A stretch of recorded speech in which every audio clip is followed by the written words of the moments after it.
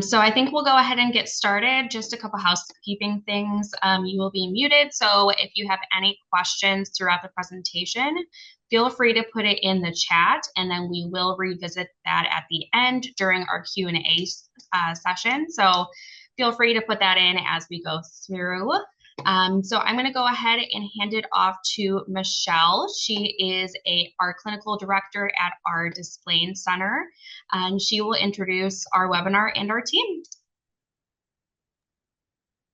Thanks so much. Hi, everyone. Thank you for joining us today. We're going to be talking about positive toileting today and a multidisciplinary approach to toileting skills. As Tess already said, my name is Michelle Ortega. I'm a board certified behavior analyst and the clinical director at the Display Clinic at North Shore Pediatric Therapy.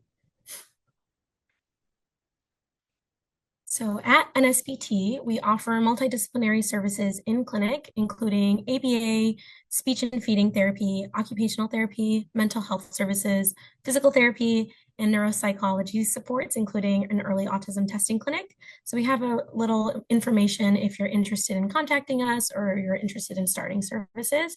We have our phone, our email, and our website. You can find us at nsptforkids.com. Now, I'd love to introduce our wonderful Display Teams clinicians who we'll be hearing from today. We're going to be hearing from Cassandra Schultz, an occupational therapist, Callie Gilsonen, our board certified behavior analyst, and Cindy Beliveau, our licensed clinical social worker. But before we get into all of the toilet training things, I want to make some quick disclaimers just for us to consider throughout this presentation. The first thing is that toilet training can be a really, really exciting time.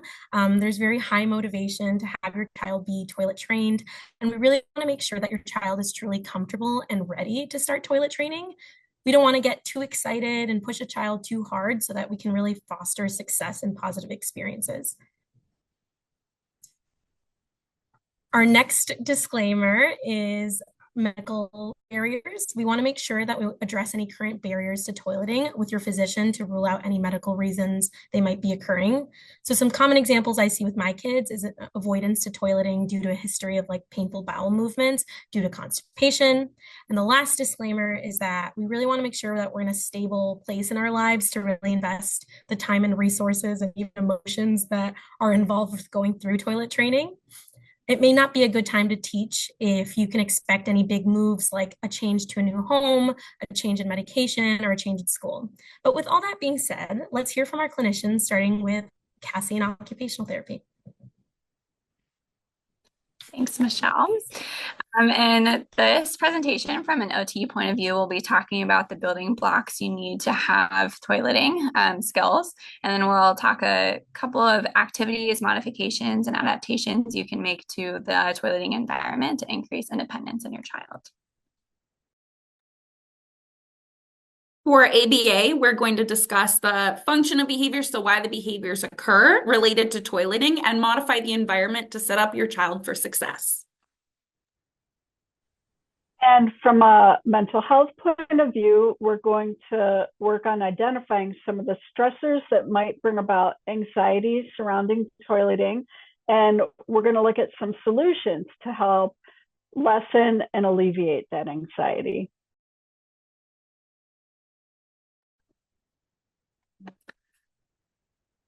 So Michelle mentioned I'm an occupational therapist at Des Plaines. My name is Cassie. And before we get too far into the OT point of view with toileting, I wanted to review some of the milestones or typical progression that you typically see with children when they are toilet training.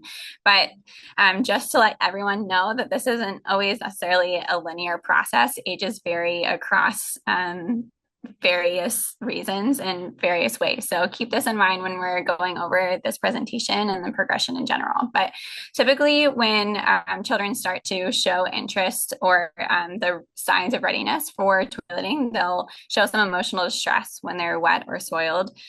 So that can either present as crying or pulling at their pants or their diaper. Then they'll start showing some interest in toilet training, whether they're exploring the bathroom on their own or if they are trying to explore it with you. So welcome those experiences. After that, they'll often try to inform you that they need to go to the bathroom, either through physical prompts or any sort of way that they communicate. After that, they'll be trying to toilet on their own, but please keep in mind that accidents are completely normal. So don't be too hard on yourself if they start to have some accidents. After they're able to toilet on their own, then they'll be able to sequence throughout the entire toileting process, including managing their clothes, wiping, and washing their hands. So a couple of things to think about from the OT standpoint. The first one I wanted to bring up is motor planning in the bathroom. So that's the ability to conceive, plan, and then carry out an action. And I have some of the things that you need to carry out in the bathroom on this slide, including clothing management, relaxing your muscles for proper elimination, wiping, and then getting on and off the toilet. If your child has a hard time motor planning some of those activities, you can use step-by-step visual guides to help plan that. And you can even show them yourself so then they can start to understand what that looks like. Another thing to think about from a gross motor standpoint is their core strength and their ability to sit on the toilet on their own. You want to make sure that they're comfortable enough to eliminate those muscles and relax those muscles for a proper elimination. So making sure that environment is set up for them properly. A thing that you can look for when you're worried or whether or not you're trying to decide if this is relevant, if they're sitting in a W sit position, so if their legs when they're seated on the floor mirror the shape or the letter of the W, that's a sign of postural instability. Another one is if they're seated on the floor and they're using their arms to help stabilize. That's another sign that they could be unstable and they need to work on some of that core strength to be able to comfortably sit on the toilet. To work on those skills, you can create some sort of gross motor activity for them to do, such as obstacle courses, yoga, playing on gym equipment. But in the bathroom specifically, you want to make sure that you're addressing their stability and endurance in the bathroom. You can do that by placing items within arm's reach. So on the slide here, there's a couple of pictures in which you can do that. You can make sure that toilet paper is within arm's reach so they're not reaching outside of their base of support or twisting. So again, to maintain that stability in their trunk and torso area. Making sure that their feet, arms, and trunk are supported. You can do that by using a step stool or any sort of back support or side rail so they can grab on if they are feeling insecure when seated on the toilet. And then the last thing is ensuring that their feet are supported in a 90-90-90 position, which means that their ankles, hips, and knees are at a 90-degree angle. That is the best practice for stability when we are seated. If they're having a hard time truly relaxing their muscles for elimination for a bowel movement, you can decrease the angle at their hips and mirror what we as adults could use as a squatty potty. So being able to just release and relax those muscles a little bit more. From a sensory standpoint, there are a couple of different things you should consider while they're in the bathroom. One of them is the environment. There can be a lot of unwanted things in the bathroom, including smell, sound, things like that. So if your child has any sort of sensitivities to those things, you want to think about that and try to set up the environment so they can be successful in there. A couple of examples is if they don't like cold touch or if they don't like hard surfaces, you can always put a cushion down on the toilet. If they have some auditory sensitivities, they can wear headphones while they're in the bathroom, especially when the toilet is flushing or they're washing their hands. You can also make sure when you guys are out in the community to have paper towels on hand or paper towels in the bathroom at school. You can advocate for that to happen for your child to avoid the sound of hand dryers if that's an option in the school or community. And then visuals, you can put lots of fun visuals for your child to look at to, again, make it more appealing and more relaxing for them from that sensory standpoint.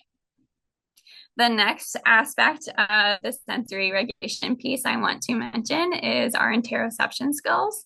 So that's our awareness of body clues and recognizing those signals that we get from our body to let us know that it's time for us to go to the bathroom. This can be somewhat difficult to work with. So it's really important for parents or caregivers to be able to model these things and support this as much as possible.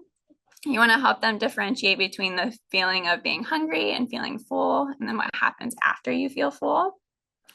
The difference between needing to pass gas or have a bowel movement, and then the difference between when you have a wet diaper or a wet underwear, that can be a really good indication and telltale sign of if they're ready for toilet training, if they're able to feel that they are wet.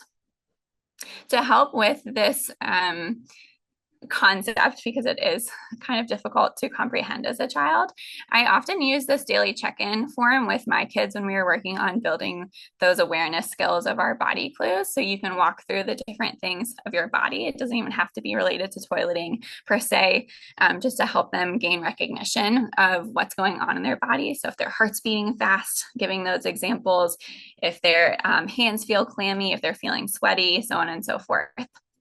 For toileting specifically, you can squeeze a balloon or show a bag of rocks, something to represent how your stomach might be feeling, or different ways that you can visualize what's going on inside to help them understand a little bit more that this is a normal feeling and what they are experiencing is not out of the norm.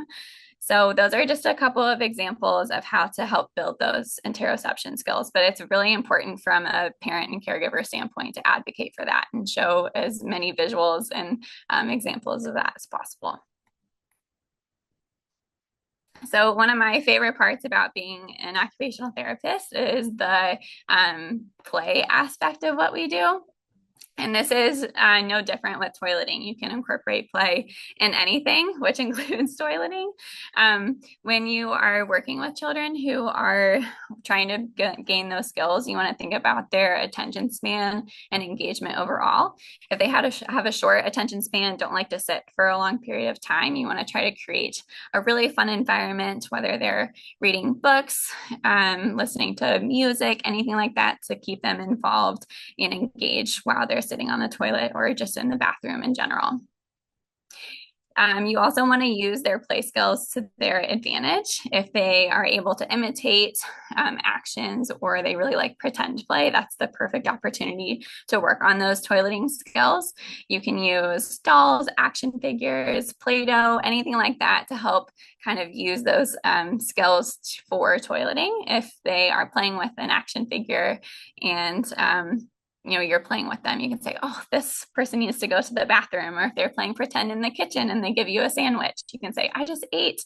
It's probably time for me to go to the bathroom soon. So again, just normalizing the fact that when these things happen, your body can feel a certain way, and then using play to help incorporate some of those skills and understanding. So now Callie's going to take it away and give a little bit more information from the ABA side of toileting. Thank you, Cassie.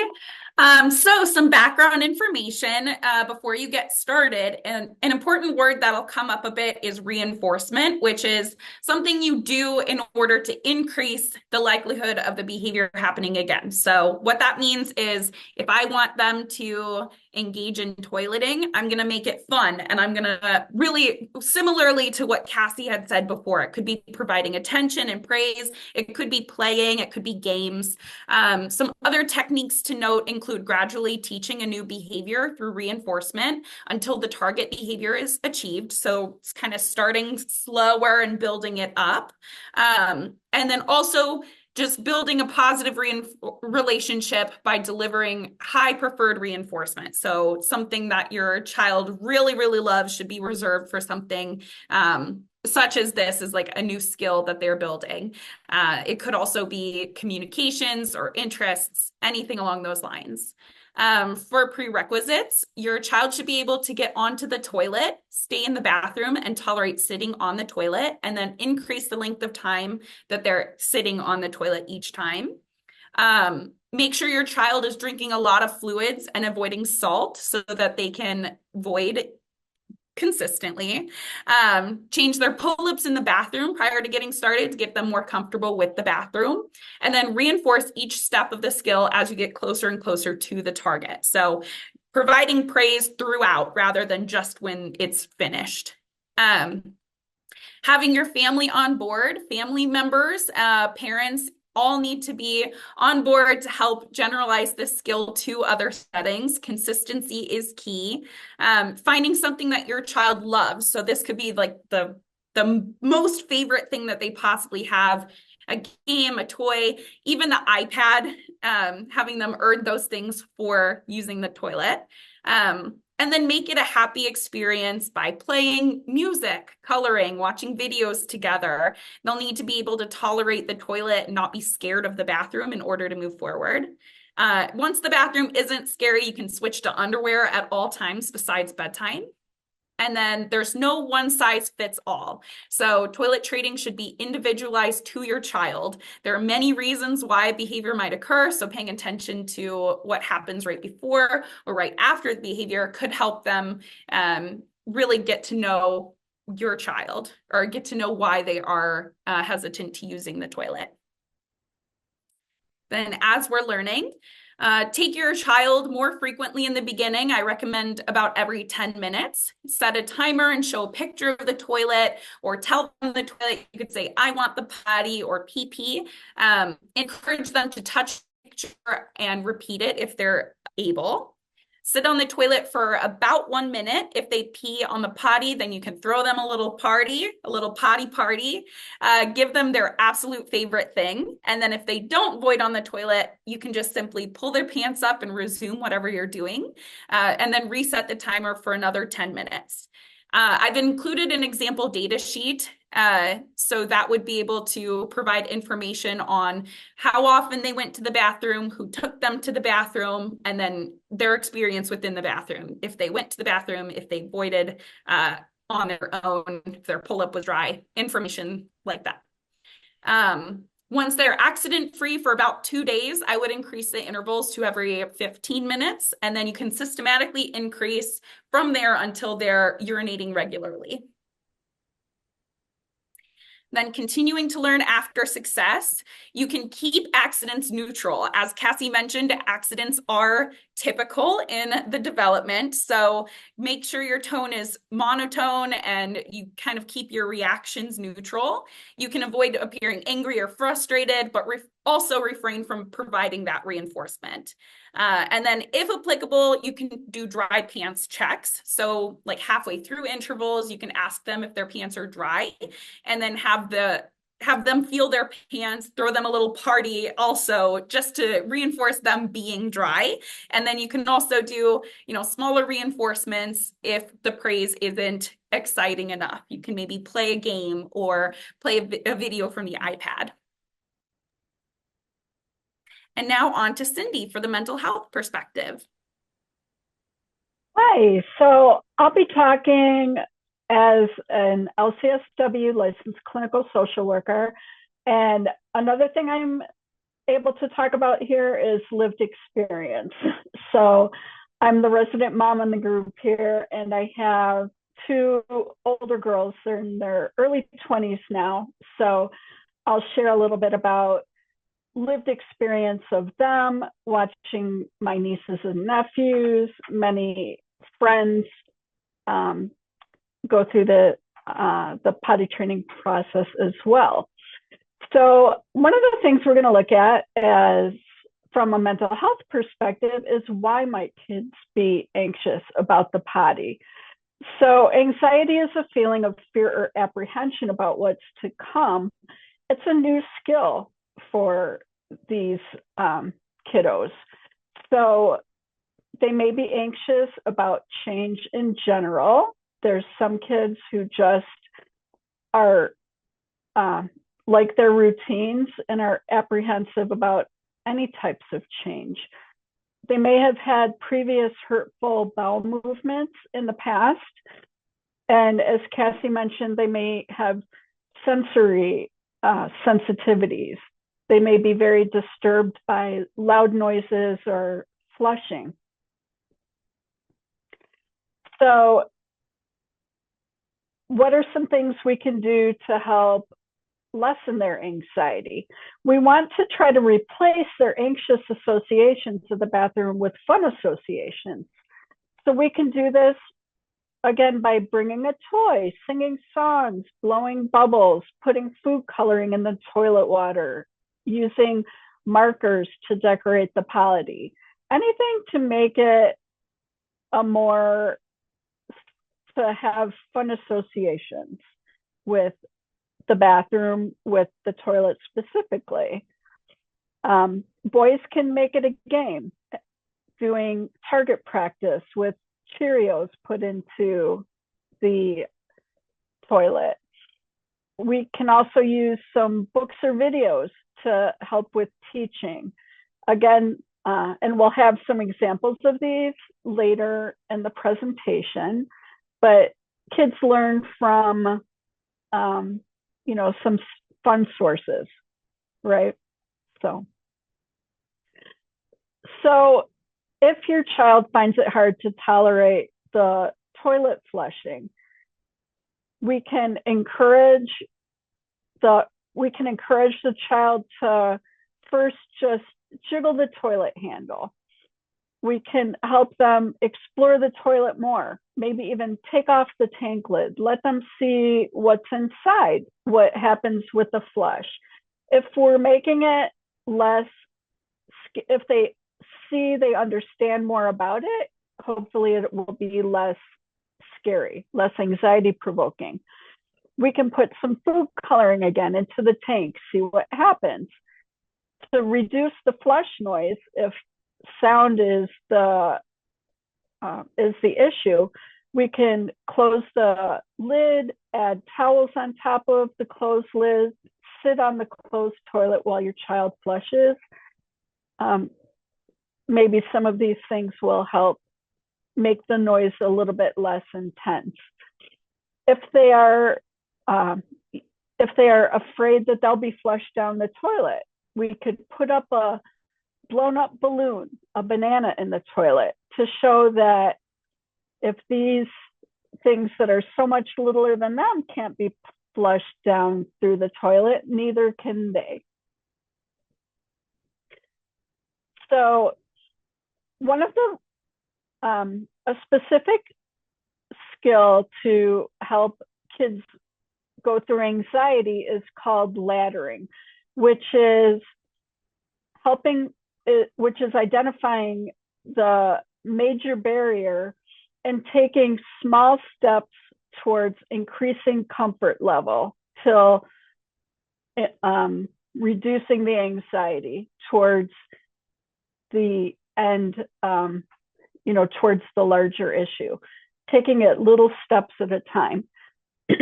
So with toileting, one thing we could do is have the child sit on the toilet with the lid closed, with their clothes on, let them play with a favorite toy, hold an item while you're just doing what you're doing at the sink. We can then once they're pretty comfortable with that, we can have them sit on the toilet seat with the lid up, with their clothes on. Then the next step could be sitting on the toilet without their clothes on, maybe after bath time, after changing clothes. Then once they're comfortable with that, we can have them sit on the toilet, ask them to go pee, or whatever your preferred wording is. Excuse me. If they can sit for 3 to 5 minutes, it may help them relax enough to allow even a small tinkle. And again, as we were saying, with any successes, make a big deal out of it. So throw a little party, have that positive reinforcement for all of the small successes.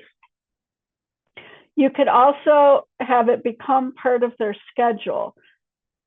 Take them to the potty before meals, after meals, before bedtime, as soon as they wake up. Have it just become something that they do, every day. Have them get used to that. Have them sit on the toilet during those times for no more than 5 minutes. Again, we don't want it to become aversive if they're just not ready yet, but we want it to become part of their routine. So again, some of my lived experience as a mom and aunt, seeing friends, kids go through this. So as far as looking for signals when they're ready for potty training, we knew my youngest daughter, Allison, was ready when she was keeping her pants dry. She was keeping her diaper dry longer and longer. And then eventually we got to a 6-hour drive home from Cincinnati to Chicago, and we made at least 2 or 3 stops, and she would not use public restroom, but she kept herself dry that entire time. And so we knew that she had the physical capability to, to be ready for potty training now. Something to help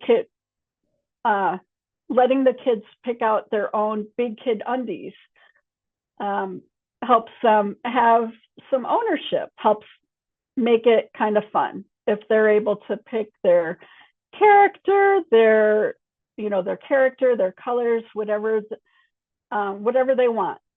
The more ownership they have in it, the more they're invested they'll be in keeping those undies that they picked, helping keep them dry and clean. Kids can learn from friends. So my oldest daughter, Josie, finished a big part of her potty training after a vacation and potty parties with her, with my friend's daughter, who was her same age. And she was potty trained at the time. And after spending a couple days with her and making a big deal out of potty parties, that kind of helped complete the process for my daughter, for Josie. And then the younger one, Allison, she would see her at school all the time. And when we heard that Amanda, after a couple week Christmas and New Year's break, she came back and Amanda was potty trained. Amanda got rid of her diapers, and after our long drive, it was like, oh, if Amanda did that, you can do that too. And it was really some of the motivation to take us into the final stretch, to allow her to complete her potty training. And one of the things we did then, when each of them were at these final stages, we made a little ceremony out of giving away their diapers to little cousins, because they were the big kids. They didn't need them anymore. So let's give them to baby cousins who can use them more. So it's just kind of a little ceremony, a little thing that kind of helps them understand that, this is something that I don't need anymore. So I can give them away to somebody who does. And my last point, accidents do happen. So my youngest daughter deals with ADHD. She was one of the kids who would have trouble slowing down her play to be able to go to the bathroom on time. Sometimes she was just too involved, just too immersed in what she was doing to want to take a break. And she had a lot of accidents. And even into kindergarten, early elementary school, I just sent, I sent some packages of underwear to school, because she was having the accidents, she needed them. So it's a normal part of the process. It happens, and it doesn't take away the successes that they are building. You'll still be able to build on the successes, like, in their time. Thanks so much, Cindy. So let's come back and apply some of the things that we've learned and review recommendations and common features for recommendations. We've created an example, Martha, based on some common characteristics that we see. So Martha is a 5-year-old with a history of avoidance with transitioning to the bathroom. She cries when in the presence of loud noises. She's likely to hide when she needs to have a bowel movement. Her current skills related to toilet training is that she's able to sit on the toilet for 3 seconds. She fusses when she's wet. She uses a communication device to express her wants and needs. She has imitation and pretend play skills, difficulties with postural control, and really loves Peppa Pig. So some environmental considerations for Martha is that the bathroom is down the hall at school. She has multiple caregivers that are involved in her potty training, and she did spend time at home during COVID between the ages of 1 to 3. So let's hear from our clinicians for some recommendations for Martha. Thanks. So from the OT side, she has some postural instability, which might mean that sitting on a toilet can be uncomfortable or she might feel unsafe doing that. So you want to make sure that you're building upon her core strength while doing that through obstacle courses, taking her to the park, creating some sort of just right growth motor challenge. So making it not too hard, but hard enough that she can succeed and continue to build that strength. You can also use a step stool or a side rail on the toilet to create some stability. She dislikes loud noises, so you want to address those auditory sensitivities. She can wear headphones while walking to and from the bathroom when she's at school. She can even wear those headphones when the toilet is flushing, and then making sure when you guys are out in the community, you have those access to those headphones, and maybe even bring some paper towels so she can use it to avoid some of those hand dryers that are often out there.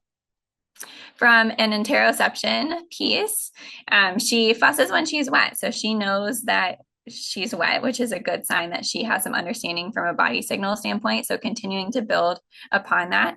You can use that visual check-in or any sort of visual sheet that you can find for recognizing some of those body clues and building on that. And then again, from a caregiver standpoint, verbalizing when you need to go to the bathroom, verbalizing when she might need to go to the bathroom if she just ate or drank some water. So building upon those interoception and awareness of what our body feels like when we do need to go to the bathroom. And Peppa Pig, this is a big strength of Martha's. If she loves Peppa Pig, use it to your advantage. You can implement this in pretend play opportunities. If Peppa Pig eats something, she has to go to the bathroom too. So incorporating as many playful opportunities as you can into her daily routine and just her play skills with toileting in general. From an ADA perspective, so finding a reinforcer, Martha is avoidant to go to the bathroom, but she does have pretend play and loves Peppa Pig, as Cassie said. So you can find something that Martha would really enjoy and use it in the bathroom. That's kind of piggybacking on Cassie, so I won't elaborate too much on that one. Take data. So Martha has multiple caregivers and hides when she's having a bowel movement. So it is very important to note when Martha uses the bathroom. Maybe you know what time she voids. Maybe she has a bowel movement at the same time every day. That's something that's very important to know. And then you can notice any patterns or trends with that. Using a sit schedule. So Martha already has the skill of sitting for 3 seconds and she will fuss when she's wet. So you can follow a routine and increase the amount of time she's able to sit on the toilet over time slowly so that it doesn't become aversive and it's still fun and something achievable for her. And then model and using visuals. Martha's bathroom at school is down the hall. She has a communication device and she will hide when she has a bowel movement. So what you can do with that is she can have her device where you can show her on her device that it's time to use the potty and then help her transition over there.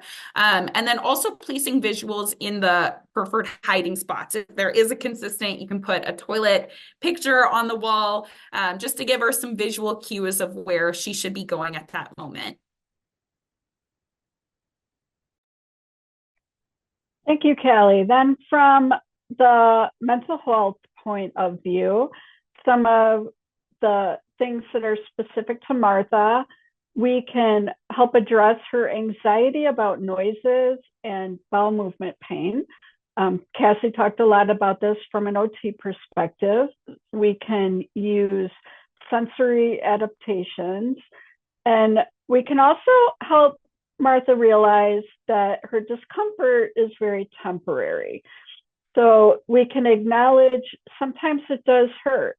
Like it only hurts for a couple seconds, helping her realize after she does do a bowel movement, maybe check in with her just a couple seconds later. Is the hurt all gone?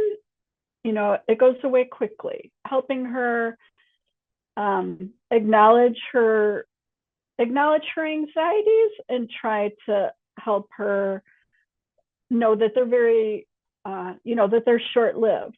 The toilet might have a big sound, but the sound goes away very quickly. She has imitation skills that we can help build on. So try to think about, are there any same age friends or cousins that Martha has that she can spend time with and who can show her how they've mastered the potty so that she can follow along. And then again, making it a fun experience for her, making the bathroom comfortable, helping her know she's safe, celebrating every small movement towards success. So some commonalities for Martha and other recommendations to note for her. First and foremost, she would definitely really benefit from having the support from mental health, AB, and OT services. Some commonalities that everyone's kind of voiced thus far is that reinforcement is used across all disciplines, whether that's a specific item or just making the situation itself very fun and inviting. And the last thing to kind of inquire would be a potential for a toileting plan across environments, since she is learning this skill across environments with multiple people. Another quick little common consideration I want to mention, coming back to our disclaimers, is that she is showing some hiding with going to the bathroom, and that's something to explore with the physician too. Is this related to a history of painful bowel movements? Is she having constipation? There's things that we should look at before we intervene with interventions as well. So we have some resources that we'd like to share with you guys. We have some different books about different barriers related to pottying. Some of these books explore those barriers in a really fun way and increase the exposure for toileting for kids. Many of these books can be accessed through a variety of different platforms, whether that's through Amazon, your local library, YouTube videos. We also have some additional reading material for parents and some videos about different toileting songs or skills we'd be happy to share with everyone. Now, with all that being said, I'd love to have start our question answer for everyone. So before we do that, another quick disclaimer is that clinicians, just for best practice and to give you ethical recommendations, we will not be able to provide specific recommendations for each individual child situation without adequate assessment, but please reach out for help. Toilet training is very multifaceted, and sometimes progress isn't always linear. So it's totally okay to reach out to the network of supports that are available to you. So if you're interested in speaking with a clinician or consulting with us, there's our information. But some general questions, we've gotten a lot of really great questions that I'd love to answer, but some other general question ideas could be, what if your child's not showing signs of readiness? How do you know when they are ready? How can I increase exposure to potty training? So with some of those, I'd like to start with someone earlier was asking, how can parents handle potty training during transitions? And I'd love to open it up to our clinicians to talk about some of the supports we can use when, we're going to be navigating toilet training across multiple transitions in their day. So I think when we talked about having consistency across areas, one of the things we might be able to do is having the same bag or backpack, carrying their supplies to different locations that they're going to be, having some of that favorite toy, Peppa Pig, whatever their favorite comfortable toy is, having that like in the bag that's going to go across to different areas, so that even if there are novel situations and transitions, there's some consistency that's going across the different settings. I think that would be kind of helpful, and I'm sure other people have ideas as well.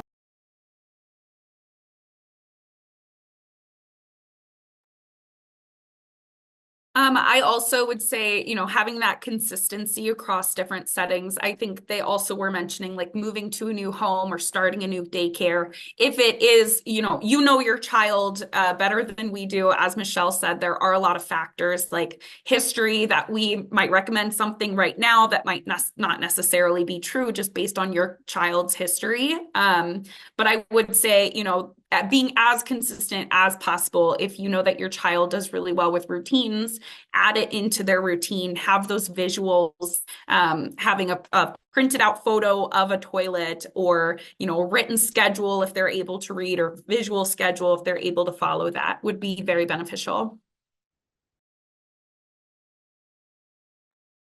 The next question I'd love to answer from everyone would be, how can I make pooping on the toilet a positive experience for my child, especially if they're reluctant?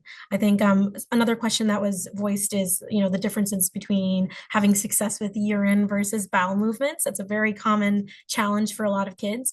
We talked throughout our presentation about making the toileting experience positive as far as our reactions and our responses, and what can we do to like manipulate the environment, whether I'm bringing fun activities to do in the toilet, whether I'm throwing a party, whether I'm giving you a lot of social praise. It depends on your specific child. But I really would like to, coming back to my disclaimers, like exploring why they might be reluctant. Is there a certain situation that happened one time? Is it because their stomach really hurts when it's happening, so it's very painful for them? Was it a particular, something in the bathroom itself that's causing anxiety? Similarly to what we've discussed with like sensory concerns, or, loud noises or smells that might be occurring in the bathroom. Is there anything anyone else would like to add to that? I've had a lot of success. Sorry, Cassie, I'll be quick with it. I've had a lot of success with my kids. Like I was saying earlier, you can start with changing them in the bathroom, showing them that that's where the poop goes. You can also have your goal be a little bit more achievable. Maybe sitting on the toilet and having a full bowel movement is not something they're able to do right now. So let's start with the goal of having them put what was in their pull-up into the toilet, and then throw in a party that they're able to do that. So kind of starting with smaller, more achievable steps to work up to the ability to sit on the potty and void. And then on top of that too, paying attention to routines and seeing, this much time after lunch, my kid typically will go to the bathroom, or during this time period every morning, my child will go to the bathroom. So kind of paying attention to those. From a play perspective, there are lots of like silly games that you can play with your kids. One that I used to have and used a lot was called Doggy Do. And that was about a dog having a bowel movement, and it was really fun. A lot of the kids really liked it, and it helps kind of help them understand the process of you eat food and it goes in your tummy and then it has to come out somewhere. So that can be a positive way to do it. There's also a book that I like to read, and at the end of the book they tell you that you can be a poop detective. So you can bring like a magnifying glass, and if they're not able to successfully have a bowel movement, you can bring Play-Doh in. They can make different shapes using brown Play-Doh, things like that. So like Callie said, it doesn't always have to be a successful bowel movement for them to have a positive experience. So trying to play up on that as much as you can would be a place that I would start as well. Yeah, and I'd like to really remind everybody that sometimes poop does take a lot longer than pee. I do want to normalize that for everybody and encourage the patients for sure. And also maybe kind of normalizing it for them. When you're at a restaurant, out at the store, out at a different place, and when you're using the bathroom, maybe you can talk about, oh, my poop is going in this potty now. It's okay for poop to go in more potties than just home. So maybe kind of verbalizing some of those things, modeling that as well. With modeling, I wanted to answer, there was a question about best practice for boys, whether we should be teaching sitting down, training them standing up. I would say that this is, I know everything is going to be very like, it's individualized, it depends, but to Cindy's point with modeling, I would really encourage you to do whatever is normalized within your family, and we'll have more experience seeing that, so that you're increasing, the opportunities to model, to expose to having success in the toilet. So it's really dependent on, each individual's preferences and styles. And you might notice that some kids will, tend to want to do one or the other. But if you're in a position where you can kind of teach either way, I would really encourage you to use whatever you think your child will be exposed to more within your own home environment for more success. I also wanted to, I know we have a few hands raised as well, so we'll definitely get to you guys as well. But really quickly about transitions and then recommending whether we should wait to potty train if you're expecting a big life change, like having a baby, even though they're showing some signs for readiness. I would say, coming back to that disclaimer, it's totally fair to give yourself, a little bit of time. You're going to go through such a huge life event. You want to make sure that you yourself as a parent have the resources, whether that's time, whether that's, the psychological being ready emotionally, physically, with your time, everything to really invest in potty training. So it's okay to take a little bit of a break and wait for things to stabilize a little bit before coming back to potty training. Is there anything anyone else would like to add with those things before we go into some other questions?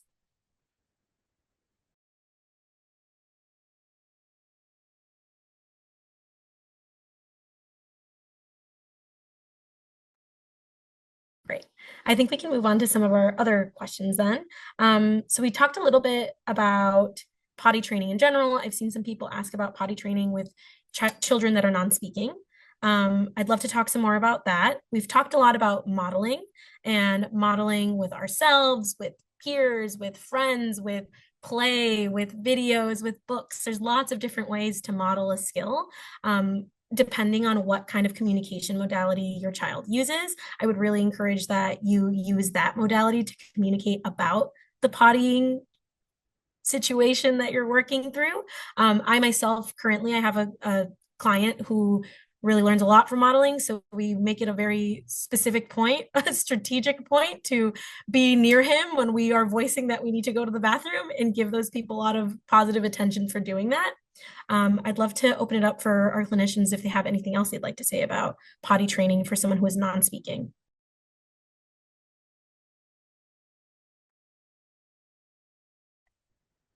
I think maybe encouraging some kind of a signal. Sometimes kids who find it hard to express words verbally, sometimes they're able to do better with almost like sign language signs. So I don't know signing for pee or for poop, but maybe you could, maybe using some signs like that. Again, Cassie had some of a board, some of a board with different pictures. You could have some pictures where the child can point to potty when they have to go potty. So those are a couple things, and I'm sure some other people might have other suggestions here. I do want to really quickly note what you were just saying, Cindy, as far as cues are really important to be noticing as well. Even if someone is non-speaking, there might be little signs that they're showing that kind of clue you in on whether they need to use the bathroom. So even if it's, honoring a request because they, pull your arm away, or they're like trying to get your attention, or maybe they hide in a specific spot when it's time to have a poo, being conscious of all those signs so that then you can model the language and then help support them through the process. So we have some other questions I'd love to get to. I think there's been a few people that have had their hands raised. Maybe if you feel comfortable, you can write it in the chat, or I don't know, Tessa, if we can like unmute to have the question.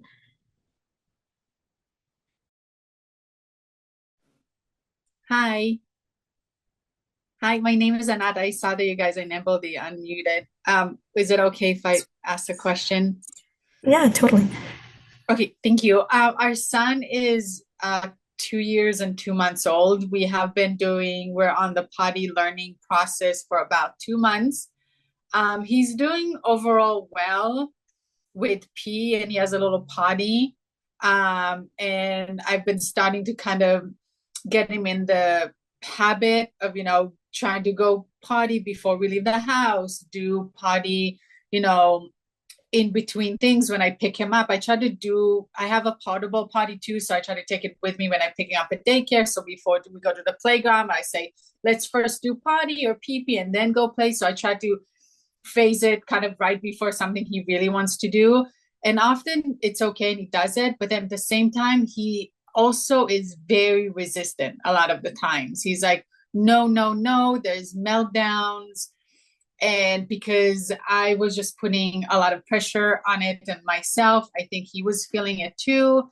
Um, and that fueled the resistance. But then other times he's like, sure, I'll go to the potty and do it. So he physically knows how to do it. I helped him with pushing the pants down and pulling them up, but he sits and he looks, and then we take the little potty insert to the big potty, we pour it together, we say bye-bye, Noah pee pee or whatever. But I'm just struggling with the resistance. Like, we could have a great day where he did use the potty for 2 or 3 times, but then in the evenings or whatever in the morning, he's like so resistant that it's like a meltdown. Like, he doesn't even want to sit on it before daycare. And so I wonder if I just continue with like the consistency, like before we're leaving, let's just try and sit on it. If it comes out, comes out, if it's not, it's fine. Because I'll just also take responsibility. I would get upset and mad. Like, I would be like, ugh, whatever voices I would say and pull his pants up or whatever. Okay, just go play or keep going. I was like, mommy needs a minute. I definitely got frustrated, and he definitely felt that. So I'll take responsibility for that. But I wonder, my question is, how can I avoid those no's? I know it's one of the 3 things he has control on, right? The doing his pee pee poo poo, going to sleep, and eating. That's the only 3 things they have control over. So what can I do to just alleviate the stress around it for him and just build up more consistency? Because he can, and he's very happy when that happened. He's able, but he just won't sometimes. And I'm like, why? So Anat, one of the things that I'll say kind of from a developmental point of view is that 2 years, 2 months is really young for a child to be fully trained. And there are a lot of steps to completing the process. And it seems like he's completing some of the early steps, and that's fantastic. But he just possibly might not be developmentally ready to take the next couple steps consistently. And it sounds like he's taking some of those steps inconsistently, but he is very young for it to be totally consistent. So I wish just give it time, let it go. I wish you all the patience. Sometimes that's so hard to do when we're so close to not having to buy those big old cases of diapers anymore. It's so close, and I get it, but it is very young. So I hope that kind of helps you give yourself and give him a little bit of grace to hang in there for a couple more months or okay. I just feel like he's able to hold it in for hours. Like, he can hold it in for 4, 5, 6 hours, but then sometimes he gets accidents at daycare. And I know that doesn't feel good to him. So I want to, help him, to want him to feel bad. But I understand. I need to, thank you. I agree also with Cindy about having, just being excited about these milestones that you're hitting, regardless of age. Honestly, I mean, you can have a 14-year-old who's still toilet training, and when you hit a milestone, just be excited and be happy with them. Something that I had noted that I think is very important is just remaining neutral, which I know you acknowledge too, is like, that's something that, every parent I think really struggles with. You're working so hard on getting this done, and it's like your kid takes 1 step forward and 2 steps back. So just trying your best to really celebrate the wins and not really beat yourself up or have them aware at all of you being upset at their mistakes that they have, because that could really create those negative associations and that anxiety that, like Cindy was mentioning. And then also, I think it would be really helpful to have him get some sort of reward, whether it's like, celebrating party time, you can maybe play certain songs or music or something to really make it even that much more motivating. I know you're saying he is very happy when it happens. So really kind of build that up of like, yes, this is really good. And then it's kind of okay if it doesn't. Yeah, I was going to add as well, we always want to focus more on natural reinforcement, whether that's like social praise and just the intrinsic reinforcement and motivation that an individual feels themselves when they can, cleanly, safely, independently eliminate themselves is a much more comfortable experience than sitting in wet or soiled diapers. But sometimes we might have some kids that need a little bit of extra supports, and that's totally okay to think about. Maybe I need to have like a specific thing that he gets to, I get to celebrate with him and he gets access to when he does have his successful toileting opportunities. That would be a big recommendation I would make for you, considering that sometimes there is complete independence and success and sometimes there isn't. And the important thing with that though is when that there isn't, that we remain neutral. We don't make a big deal that maybe we don't get like the chocolate bar that we do get when we have a potty, when we go in the potty successfully, but that we give that little bit of extra thing, or sometimes, even just like a sticker chart or an opportunity to do something together with mom and dad later.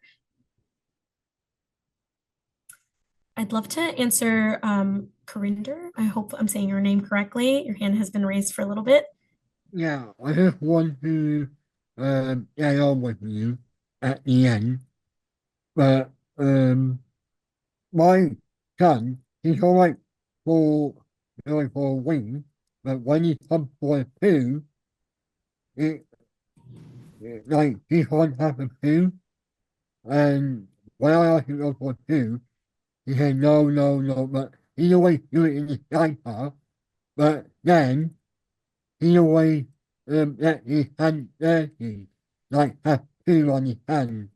Is that something that I should be worried about, or is that something that I should be worried, like why you have to poo in his hand? Oh, correct me if I'm wrong, but it sounded like challenges with sometimes still having accidents in his pants and like Yeah, refusal with just coming onto the bathroom and having just some confidence issues with that whole process. Is that yeah, summarizing that correctly? yeah, So you're looking, I saw in your in the chat earlier, you also asked about like how can we help feel more confident when it's time to actually go. I think a big part of that is kind of what we've addressed right now with celebrating the successes that we're having and meeting them where they're at. So maybe it's too big of an expectation to expect, your child to be completely dry for, whatever you're checking. But even if it's, every 10 minutes that we do a check and we're still dry, that we really make a big deal to celebrate that. Or, as we just mentioned with our previous question, if they need a little bit of something extra to motivate them, that's yeah. something you can use as well. Is there anything But else from our team? I need to like get on, like I need to get on and talk to you. But I hope I wrote you a message in the chat. In the Like chat? Okay. if I can stay on, Sure. Yeah, I can stay on for a few as yeah, well. And then I can also give you my contact information. yeah.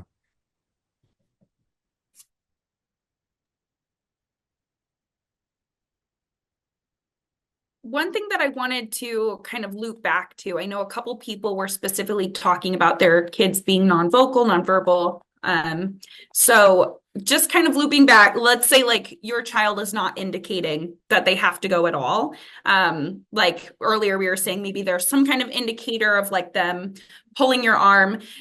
First, I'll say there likely are some indicators that just might not be as direct. For example, I've had some instances of children having flatulence, like they're farting, a little bit more often. So looking for signals like that. Also, like I was saying too, something I think is really important that I've had a lot of success for some of my kids who are not having a really good understanding of like what I was initially doing following the initial procedure. It's important to know, every child is so unique. And like I said, I definitely think you should consult with clinicians about it.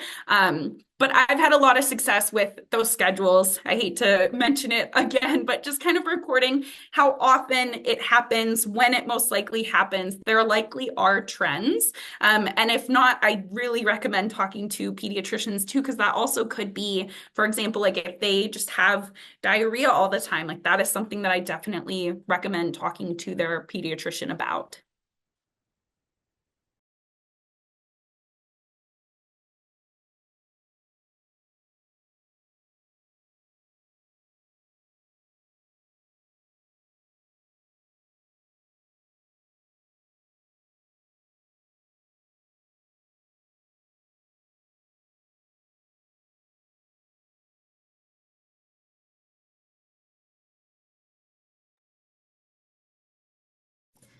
I do want to be conscious of everyone's time. So we do have our information if you'd like to consult with us further, especially if there's, really specific situations or considerations you'd love to talk to a clinician about. As we talked about earlier, to really be able to give you the best response and most ethical response, we really should do an appropriate assessment and consultation to give you better recommendations. As Tessa mentioned earlier, we're happy to share our slides and our resources that we listed as well.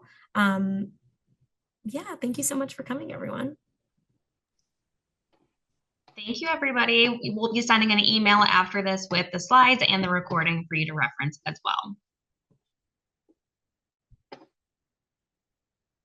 Well, awesome. Thank you, everybody.